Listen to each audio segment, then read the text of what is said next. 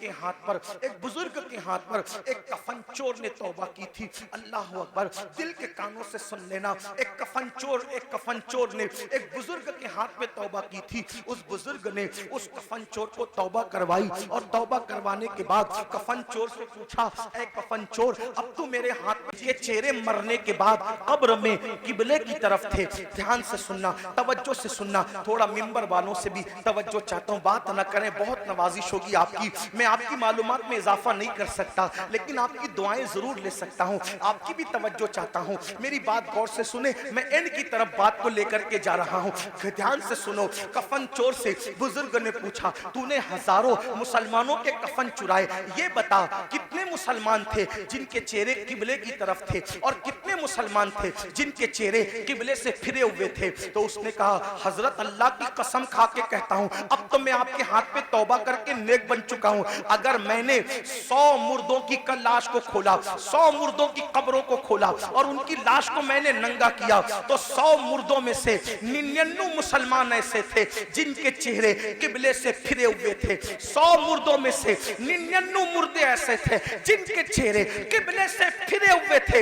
एक मुसलमान मिलता था 100 में एक, जिसका चेहरा किबले की तरफ होता था। उस बुजुर्ग ने अपने पीरो मुर्शिद को खत लिखा, हुजूर ये बताएं, अल्लाह अकबर, हुजूर ये बताएं कि मरने के बाद लोगों के चेहरे कब्रों में क्यों फिर जाते हैं, कब्रों में क्यों फिर जाते हैं। बुजुर्ग ने लिखा, बेटा, जो लोग दुनिया में रसूलुल्लाह की सुन्नत से मुंह फेर लेते हैं, जो लोग दुनिया में रसूलुल्लाह की सुन्नत से मुंह फेर लेते हैं, मरने के बाद उनके चेहरे किबले की तरफ नहीं होते। ऐ मेरी कौम के जवानों, क्या डर नहीं लगता? क्या कब्र में नहीं जाना? क्या अल्लाह को मुंह नहीं दिखाना? जो सुन्नत से मुंह फेर ले, कब्र में उसका चेहरा किबले की तरफ नहीं होगा। हमने तो फर्ज से मुंह फेरा है, हमने तो फराइज से मुंह फेरा है। अल्लाह अकबर, नमाज छूट रही है, माथे पर शिकन तक नहीं है। अल्लाह अकबर, सूद के धंधे कर रहे हैं, हराम कारोबार कर रहे हैं, माथे पे शिकन तक नहीं है, झूठ बोल रहे हैं। ये फर्ज है झूठ से बचना, झूठ से बचना फर्ज है। अल्लाह अकबर, झूठ बोल रहे हैं, माथे पर शिकन तक नहीं है, नाप तौल में कमी कर रहे हैं, माथे पर शिकन तक नहीं है, औरतों पे पाप की नजर डाल रहे हैं, माथे पर शिकन तक नहीं है। कितने जराइम करोगे? कब तक जराइम करोगे? कितने गुनाह करोगे? कब तक गुनाह करोगे? अल्लाह बहुत दिन तक मोहलत नहीं देगा, याद रखना।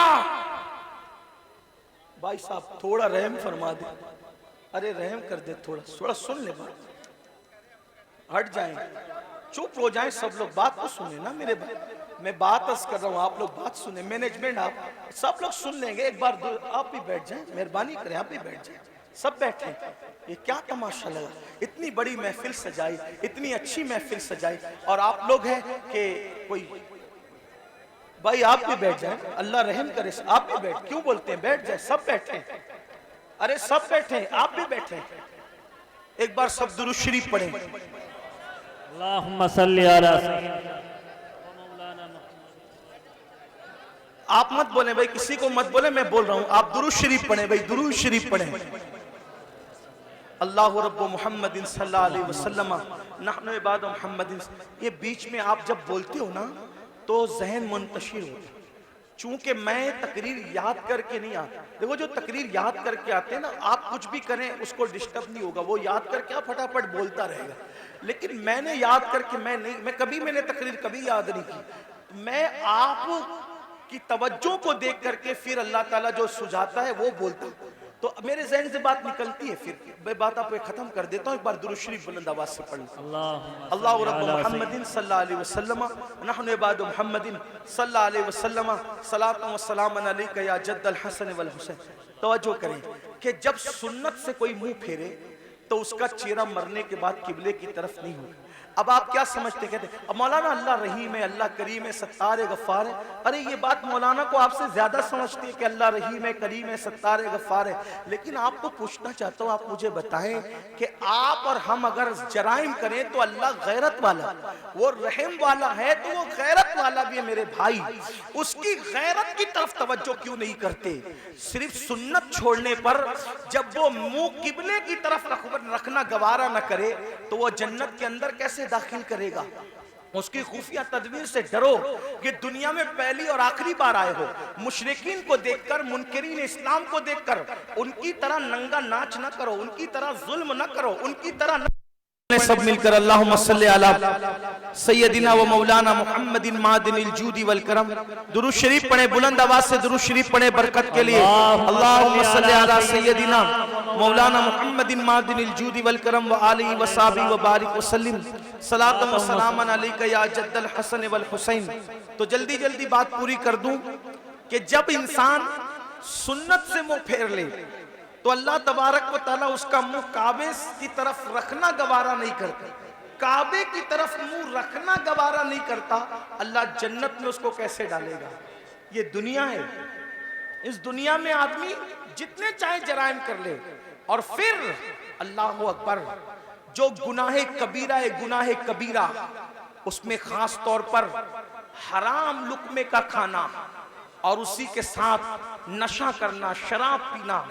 आज नशा मुस्लिम सोसाइटी के अंदर सोची समझी साजिश के तहत प्रमोट किया जा रहा है। कौन लोग प्रमोट कर रहे हैं हमें नहीं पता। इंशाअल्लाह हमारे मुल्क की जो इदारे हैं, जासूस इदारे, वो उसकी तहकीक करेंगे कौन है दुश्मन मुल्क और मिल्लत का। ये बात तय होगी बाद में, लेकिन खास तौर पर मुस्लिम समाज में नशे को प्रमोट किया जा रहा है। जो बाप हैं, जो सरपरस्त हैं, जो जिम्मेदार हैं, वो ध्यान से सुने कि बाज़ाब्ता तौर पर वो बच्चे जो अच्छे ज़हीन बच्चे हैं, जो तालीम के लिए बहुत ज्यादा होशियार हैं, ऐसे बच्चों को टारगेट किया जाता है और उनको पहले फ्री में एमडी और उस जैसी दवाइयां चटाई जाती है, उनसे पहले दोस्ती की जाती है, फिर उनको वो चटाया जाता है। एक दो बार जब इंसान उसको चाटता है और फिर नींद गहरी आती है और उसके जो असरात होते हैं, फिर इंसान अब उसको हासिल करने की कोशिश करता है, तो फिर महंगे से महंगे दाम में उसको बेचा जाता है।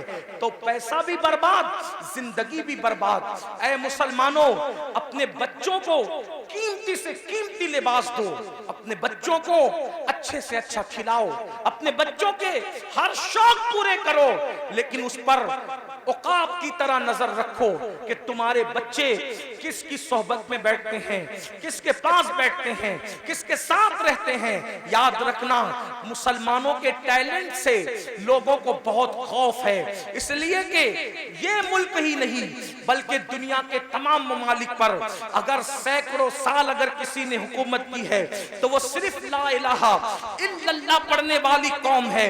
मुसलमानों को हुकूमत करने का शऊर आता है, मुसलमानों को सियासत करने का शऊर आता है, मुसलमानों को तिजारत करने का शऊर आता है।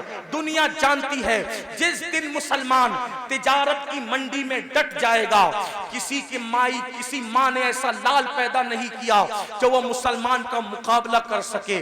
जब हम ताजिर थे हमारे मुकाबले में कोई ताजिर नहीं था, जब हम सियासत कर रहे थे हमारे मुकाबले में कोई सियासतदान नहीं था, हम इल्म के मैदान में डटे थे हमारे मुकाबले में कोई नहीं था।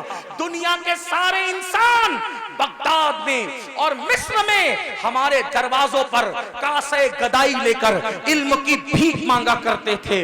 हाँ हाँ, हम ही थे जो लोगों को जागीरे भीख में अता करते थे, हम ही थे जो लोगों को माला माल करते थे।